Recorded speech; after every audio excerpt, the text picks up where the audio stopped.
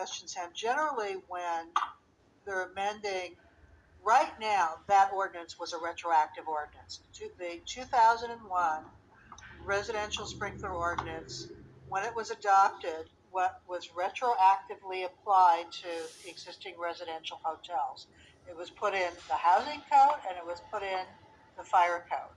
And so with this legislation, which is a blip in time, right? It's moving through a process, a public process, is suggesting is to amend that ordinance by changing the nature of the provision from the standards that were from the National Fire Protection Agency, the 1999 version of Standard 13 to the 2016, and those standards aren't changed every year, but periodically. I get that. I Yeah. understand that. My question is, let's say, for example, I'm selling my property. I'm already in a contract. Now, there isn't August 1st is obviously gone past. So if I close escrow now, if this thing goes into law, one of us has to pay for this, which has never been contemplated.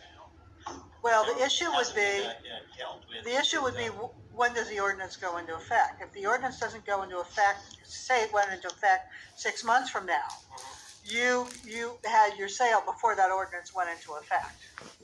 So, but the issue would be is once the ordinance is into effect, all sales that occur after August 1st would probably fall within that.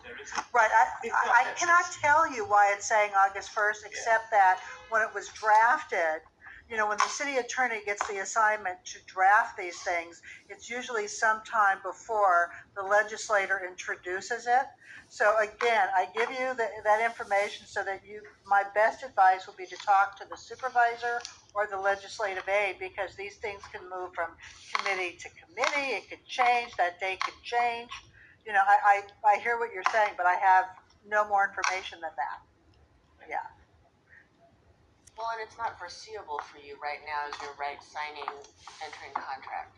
It's not a law. Well, so that's even what I mean. Not a law. It could come back, and let's say I'm the seller and the buyer, we could end up in court over this because the ordinance says August 1st.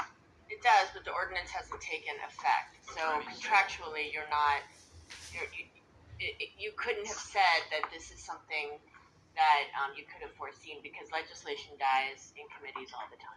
Well, I get that, but there's a specific date here. That's what my concern is. It's not at the close or the introduction of the ordinance. It says any sale after August 1st closes next week, and the ordinance passes and becomes law in October. I think you're on the hook. I bet you if you either called Erica Major or somehow got involved and did public comment to mention that discrepancy, that they just changed the date. We try it a lot. Sometimes I mean, it could have been that when they contemplated this legislation, it was in January. Right. So at that time, they were looking forward, and August was a forward date. So that could be that date hasn't changed. Who knows? It is odd that they would retroactively impose something, but again, you might want to give the secretary a call and see what's going on with that. Okay, so that's that announcement. We had some new members or some